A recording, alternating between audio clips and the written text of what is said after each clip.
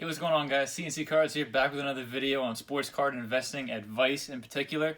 And in this video, I'm going to be talking about the biggest mistake, in my opinion, that you can make while holding on to a sports card investment. I've learned from this plenty of times, especially since I'm just starting out. So what I can tell you from past experiences, it's very hard to predict when to sell out on a card. Because clearly what you're doing is you buy the card, you want it to go up a certain X amount of dollars until it reaches a certain point when you think it's at its peak, and then you sell out on it, and that's your profit. And the problem with that is sometimes when it's rising and rising, you think it's going to keep going up. So you're like, oh, I'm going to hold on to this card, I'm going to keep holding out on it, it's only going to go up in value. See, that's the gamble that we all play when we invest in sports cards, is that could just tank out of nowhere. It would just go down. You wouldn't even see it coming.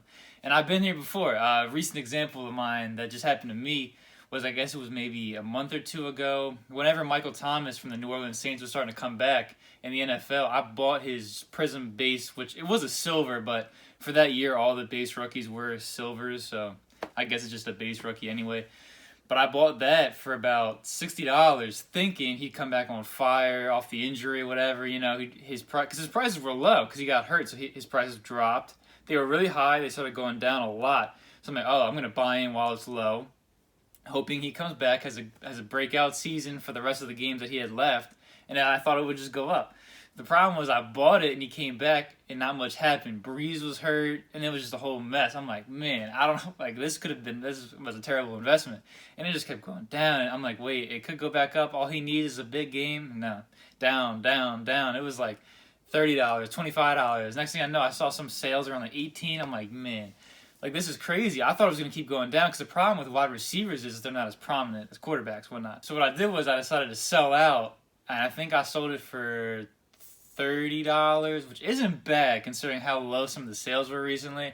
I just felt like I had to get out on it because I didn't want it to keep going down and down. Now, granted, they're in the playoffs, so that could definitely see some growth. It already has seen a little bit of growth, but in my eyes, that was a good time to get out on the sale, and that's why I believe this is the biggest mistake in sports card investing. Is some people hold on too long to their investments.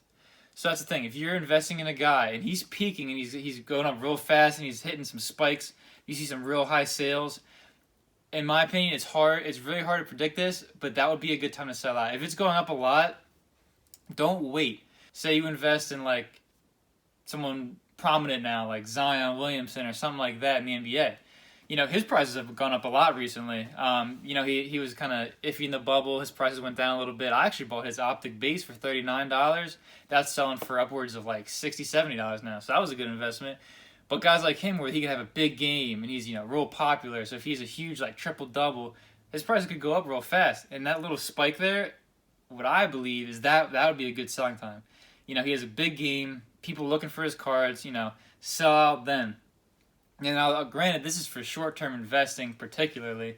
You know, guys like long-term investing, you're not going to be really dealing with this as much because if you invest in someone long-term, it's going to fluctuate a lot throughout the long-term investment. So you're going to have a bunch of, you know, highs, lows. But, you know, if you have a steady trend upward, you should be fine.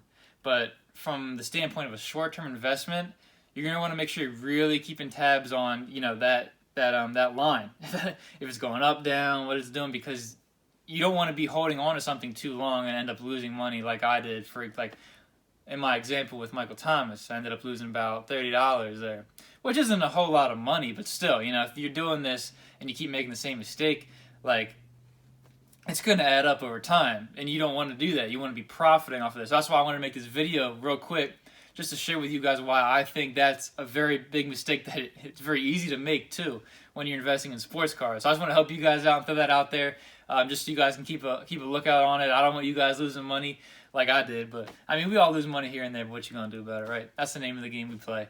But, yeah, thanks, guys, for watching. Stay tuned for more videos coming out. We got the Investment of the Week video coming out Sunday, so watch out for that. And yeah, we appreciate you guys watching. It really means so much to us. You know, subscribe and liking the videos. It means the world to us. So, yeah, thanks for watching, guys. We'll catch you guys next time. Have a good night. Happy Friday.